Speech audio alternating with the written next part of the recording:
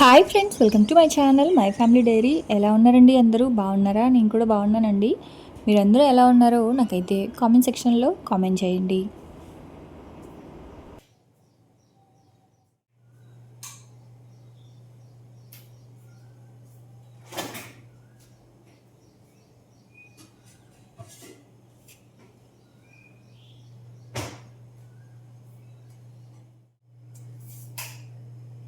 ఇంక ఇవాళ అయితే పిల్లలకి స్కూల్స్ ఫస్ట్ డే అండి. సో అందుకని చెప్పి ఇంకా త్వరగా లేచాను, 5:30కే లేచాను. ఇంక వాళ్ళ కోసం అని చెప్పి ఫస్ట్ అయితే పాలు స్టవ్ మీద పెట్టేస్తూ ఉన్నాను, బూస్ట్ కలిపిద్దామని.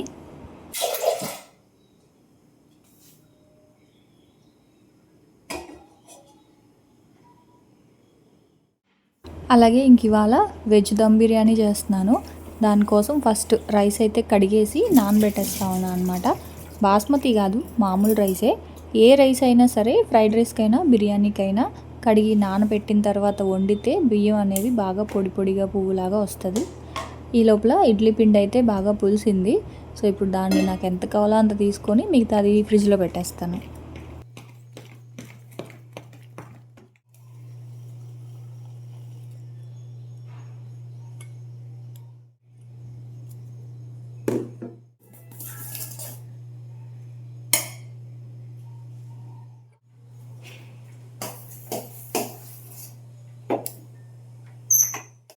ఫస్ట్ ఇడ్లీ పెట్టేసామనుకోండి, వాళ్ళు టిఫిన్ తినేసి వెళ్తారు కాబట్టి ఈ లోపల ఇడ్లీ ఉడికిపోయి కాస్త చల్లబడుతుంది కదా.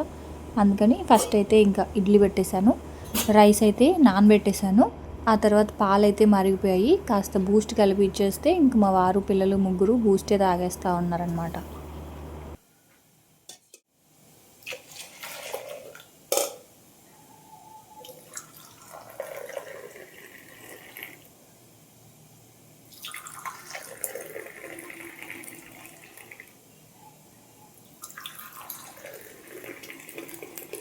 పిల్లలకి గేదె పాలు ఫ్లేవర్ నచ్చట్లేదంటండి, అందుకే కాస్త బూస్ట్ అయితే కలుపుతున్నాను.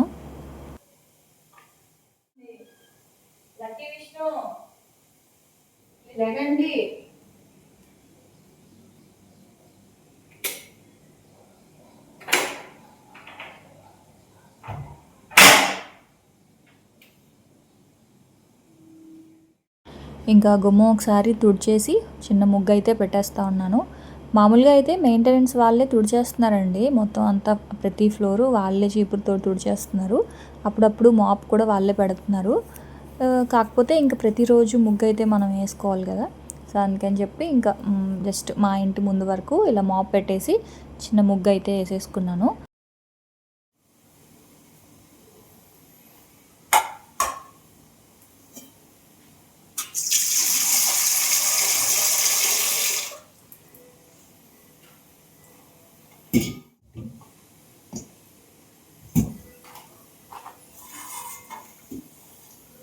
ఇంకా వెజ్ దమ్ బిర్యానీ చేద్దామని చెప్పేసి వెజిటేబుల్స్ అవన్నీ తెచ్చిపెట్టుకున్నాను.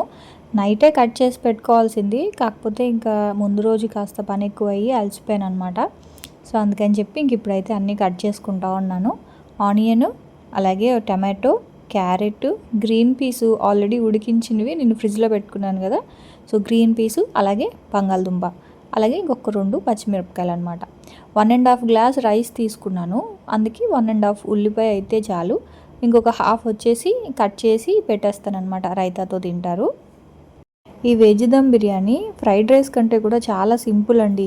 ఫ్రైడ్ రైస్ అయినా సరే ఎక్కువసేపు రైస్ని ఫ్రై చేసి ఆ మంచి ఫ్లేవర్ వచ్చే వరకు ఫ్రై చేయాలి. కానీ దమ్ బిర్యానీ అయితే అట్లా ఏం కాదు, చాలా సింపుల్గా ఈజీగా అయిపోద్ది అనమాట. సో రైస్ అయితే నానబెట్టేశాను కదా. కర్రీ ఎప్పుడైతే స్టార్ట్ చేస్తామో రైస్ కూడా అప్పుడే స్టవ్ మీద పెట్టేస్తే 2 ఒకటేసారి అయిపోతాయి అన్నమాట. ఇదిగోండి, ఇంక ఇక్కడైతే 1.5 ఉల్లిపాయ, ఒక టమాటో, అలాగే ఒక క్యారెట్, ఒక బంగాళదుంప తీసుకున్నాను. పచ్చిమిర్చి అయితే మాత్రం ఒకటే తీసుకున్నాను.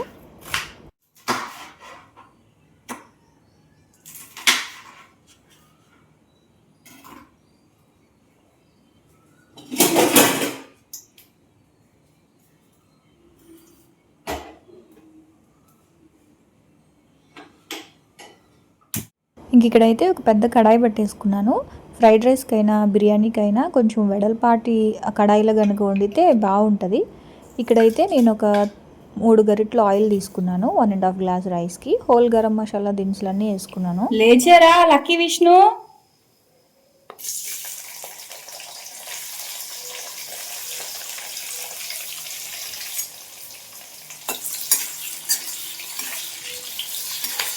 ఇంకా కడాయిలో అయితే పచ్చిమిర్చి ఉల్లిపాయ వేసేసాను. ఉల్లిపాయలు వేగాలి. ఈ లోపల స్టవ్ మీద రైస్ కూడా పెట్టేసుకుందాం. ఇడ్లీ అయితే అయిపోయింది. ఇంకా చట్నీ చేసుకోవాలి. ఇవాళ పల్లి చట్నీ కాకుండా పుట్నాల పప్పుతోటి చట్నీ చేస్తున్నానండి. ఇదిగోండి, ఇది పుట్నాలు. ఇంకా వేయించిన పల్లీలు ఏమి లేకుండా ఇది ఫాస్ట్గా అయిపోద్ది అనమాట. సో ఉట్టి పుట్నాల పప్పు, ఒక 2 పచ్చిమిర్చి, కాస్త ఉప్పు, ఉంటే కొత్తిమీర పుదీనా కొంచెం. నేను ముందు రోజు కొత్తిమీర పుదీనా పేస్ట్ లాగా చేసి పెట్టుకున్నాను కాబట్టి అదైతే కొంచెం వేసుకుంటాను.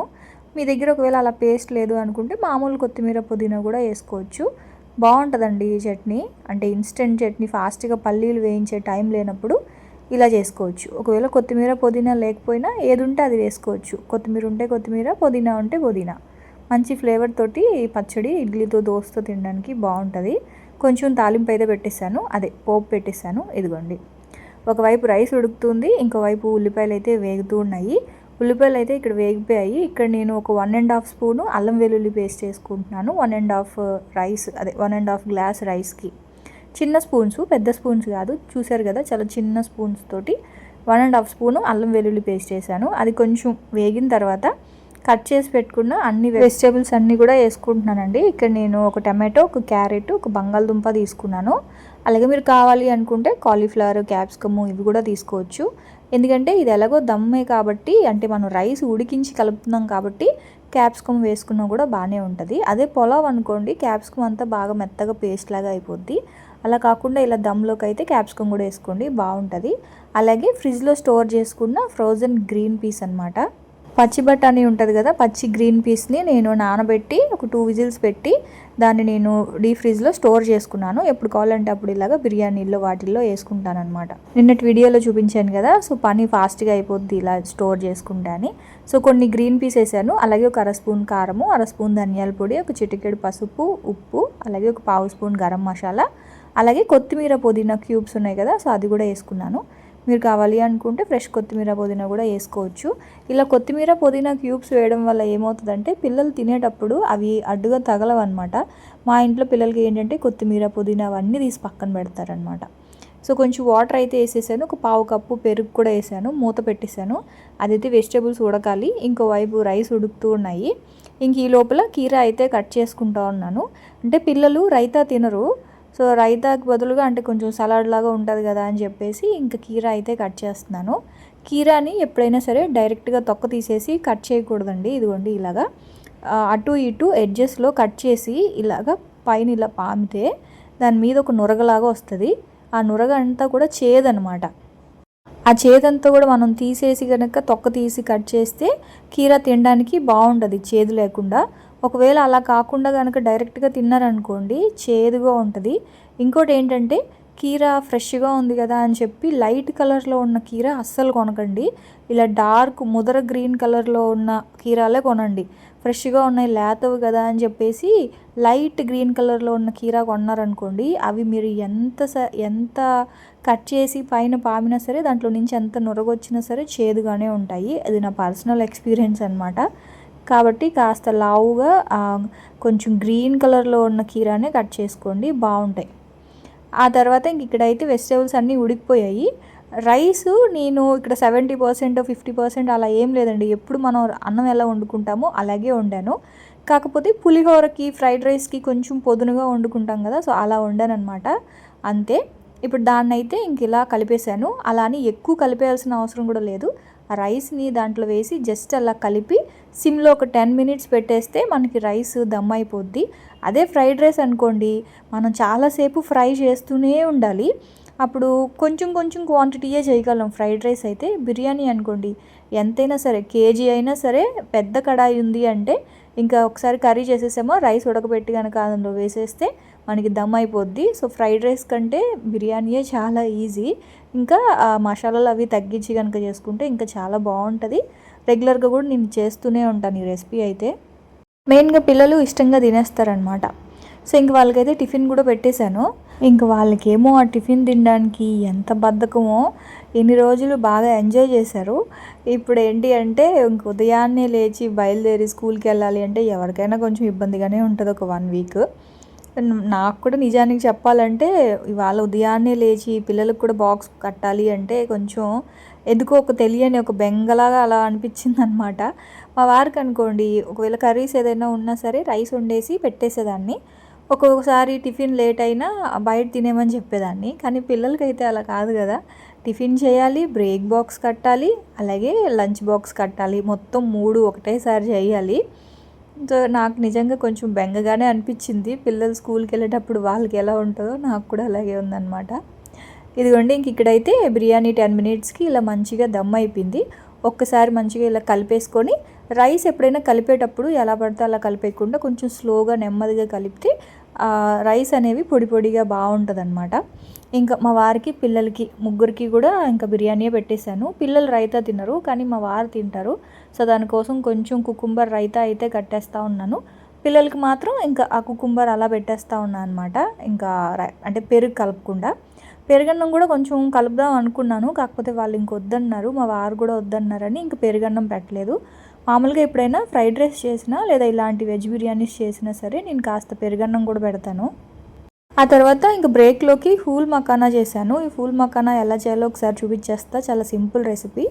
ఫస్ట్ అయితే ఇక్కడ ఫూల్ మకానాని డ్రై రోస్ట్ చేసుకోవాలి. అందులో ఏం వేయలేదు. మనం ఎంతైతే తీసుకుంటామో అంత ఈక్వల్ క్వాంటిటీలో, కాస్త ఎక్కువైనా పర్వాలేదు బెల్లము, లేదు అనుకున్న ఈక్వల్ క్వాంటిటీలో అయినా తీసుకోవచ్చు. సో కడాయిలో వేసేసి 1 స్పూన్ వాటర్ వేస్తే ఆ బెల్లం అంతా కూడా మంచిగా ఇలా కరిగిపోద్ది. పాకం రావాల్సిన అవసరం ఏం లేదు, ఎందుకంటే అందులో మనం వాటర్ ఏం వేయలేదు కాబట్టి అది గట్టిగానే ఉంటుంది అనమాట. క్యారమిల్ అయిపోద్ది. అందులో ఒక చిటికెడు వంట సోడా వేసేస్తే మనకి ఇలా మంచిగా పొంగినట్లుగా వస్తుంది అనమాట. ఇప్పుడు ఏంటి అంటే మనం ఇందాక డ్రై రోస్ట్ చేసి పెట్టుకున్న ఈ మకానా ఉంది కదా, అది అందులో వేసేసి మొత్తం అంతా మంచిగా కలిపేస్తే మనం బయట క్యారమిల్ పాప్కార్న్ తింటాం కదా, అలాగా క్యారమిల్ మకానా అనమాట. చాలా బాగుంటుంది. హెల్దీ రెసిపీ, టేస్ట్ కూడా బాగుంటుంది. నాకైతే బాగా నచ్చింది పిల్లలతో పాటు. సో అప్పుడప్పుడు ఇది కూడా ట్రై చేస్తూ ఉండండి. వీటిల్ని మామూలుగా డ్రై రోస్ట్ చేసి ఉప్పు కారం వేసుకొని కూడా తింటే బాగుంటాయి. దీంతో పాయసం వండుకున్నా బాగుంటుంది. ఇలాగ క్యారమిల్తో చేసినా కూడా చాలా బాగున్నాయి. సో ఇవి హెల్దీ అనమాట. సో పిల్లలకి ఏంటి అంటే ఇప్పుడు కొత్త రూల్ అనుకుంటా ఈ ఇయర్ అస్సలు స్కూల్లో జంక్ అలౌ చేయట్లేదు. సో ఇంట్లో చేసినవే పెట్టాలట. సరే అని చెప్పి ఇంక వాళ్ళ కోసం అయితే ఇవి చేశాను. మీరు కూడా ట్రై చేయండి, బాగుంది రెసిపీ అయితే. ఆ తర్వాత కొన్ని పల్లీలు అయితే ఫ్రై చేసేసి కాస్త ఉప్పు కారం వేసి పెట్టేశాను అనమాట. పల్లీలని డ్రై రోస్ట్ చేసి కొంచెం ఉప్పు కారము చాట్ మసాలా వేసి పెట్టాను. మా వారికి ఏంటి అంటే పల్లీ లడ్డూలు అయిపోయాయండి, చెయ్యాలి. సో ఆ మకానా అవి మా వారు తినరు, అందుకని పల్లీ లడ్డు ఉంటే తన వరకు ఒక లడ్డు అది పెట్టేశాను అనమాట. సో ఎవరి బాక్సులు వాళ్ళకి ఫస్ట్ సపరేట్ చేసేస్తాను, ఎందుకంటే లంచ్ బ్యాగుల్లో పెట్టేటప్పుడు మళ్ళీ కన్ఫ్యూజ్ అయిపోదాం కదా. ఒకరి బాక్స్ ఒకరికి పెట్టేశానంటే మళ్ళీ అదో తలనొప్పి. అందుకని చెప్పేసి ఇంకా ఎవరి బాక్సులు వాళ్ళకి ఇంకా జాగ్రత్తగా అలా ప్యాక్ చేస్తూ ఉన్నాను అనమాట. వంట చేయడం ఒక ఎత్తు, దాన్ని ఇలా మళ్ళీ ఎవరిది వాళ్ళకి బాక్సుల్లో పెట్టి ఇవ్వడం ఒకటి అనమాట. పెద్ద తలనొప్పి ఏంటి అంటే ఇదే. అంటే కన్ఫ్యూజన్ వచ్చేస్తుంది ఎవరికి ఎంత పెట్టాము అని. విష్ణు తక్కువ తింటాడు, వాళ్ళ డాడీ కన్నా లక్కీ ఇంకొంచెం తక్కువ, మా వారికి కాస్త ఎక్కువ, అట్లా చూసి పెట్టాలి కదా. ఇంకా మా వారికి పిల్లలకి అందరికీ కూడా బాక్స్ అయితే ప్యాక్ చేసి పక్కన పెట్టేశాను. అంటే వాళ్ళకి స్కూలు 8:30కి. సో నాకేంటంటే 7:50 కల్లా ఈరోజు త్వరగా చేసేసాను, అందుకే పక్కన పెట్టేశాను.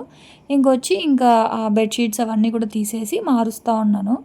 అంటే నాకు ప్రతి మండే ఖచ్చితంగా మారుస్తానండి.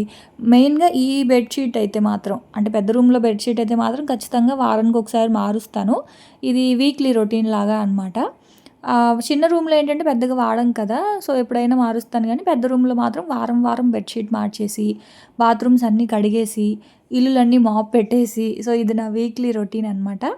అయితే ఇది మీషో నుంచి తెప్పించానండి, వాషింగ్ మిషన్కి కవరు.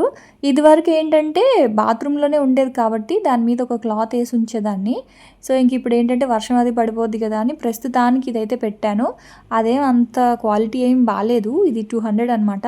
డిష్ వాషర్కి తెప్పించింది అయితే 500. అది బాగుంది యాక్చువల్గా, అదే పెట్టేయాల్సింది. సరే చూద్దాం క్వాలిటీ అని చెప్పి ఇంకా 200కి తెప్పించాను. కాకపోతే ఇదేం అంత బాగాలేదు. సరేలే అందాకలా అని చెప్పి వేసేసి ఇంకా వాషింగ్ మిషన్ ఆన్ చేసి ఇంకొచ్చాను. ఈ లోపల వీళ్ళు చూడండి ఎలా ముచ్చట్లు ఆడుకుంటున్నారో.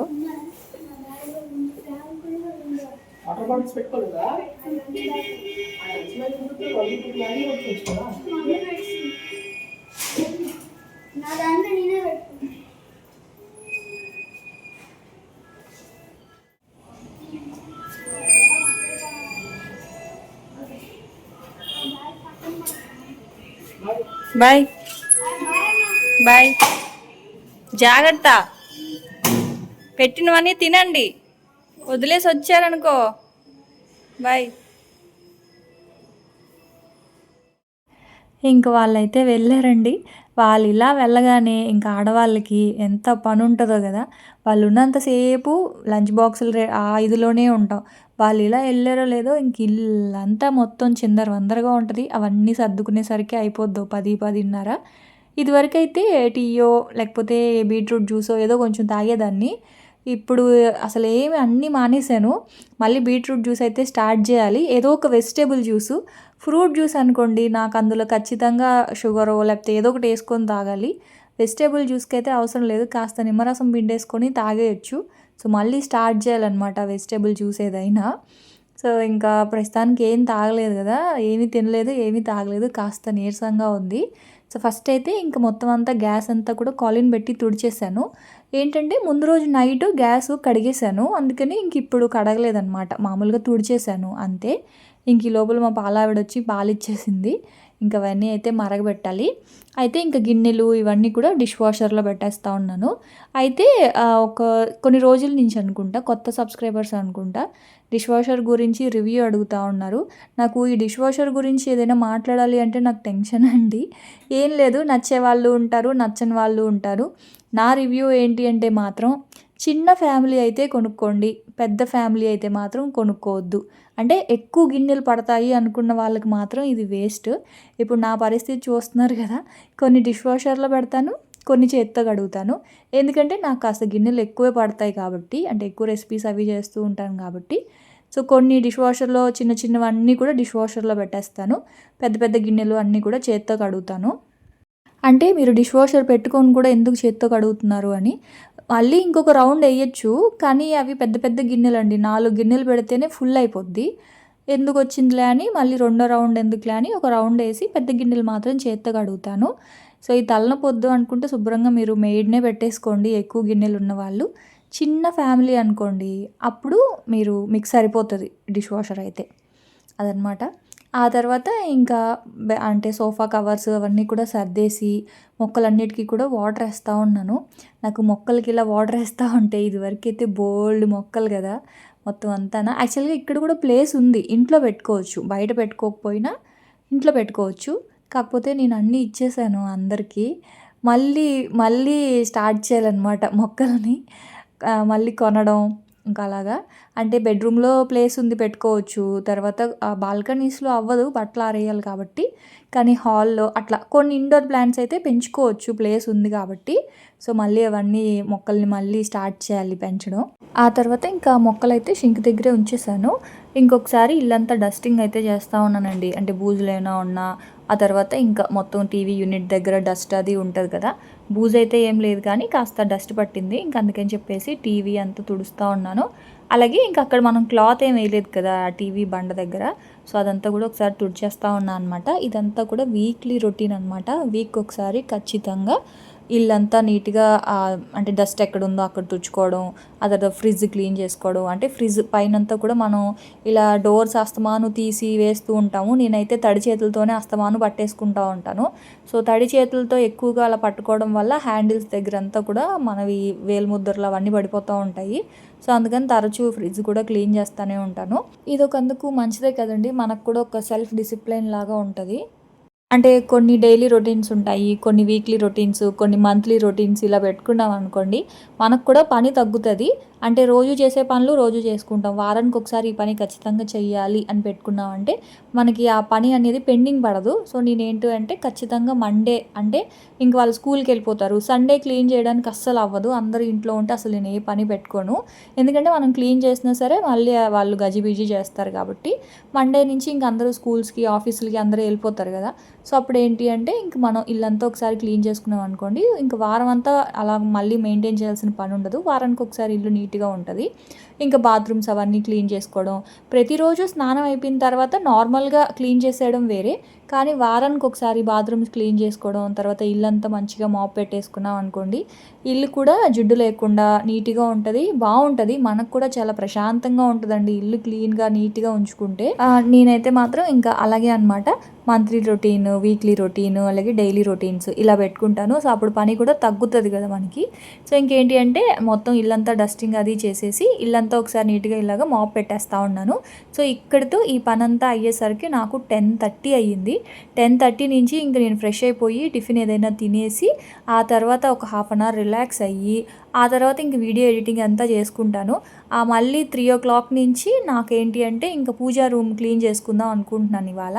సో అదంతా కూడా మీకు నెక్స్ట్ వ్లాగ్లో వస్తుంది. సో రేపటి వ్లాగ్లో మళ్ళీ కలుద్దాం. అప్పటి వరకు ఉంటాను. Bye friends, bye.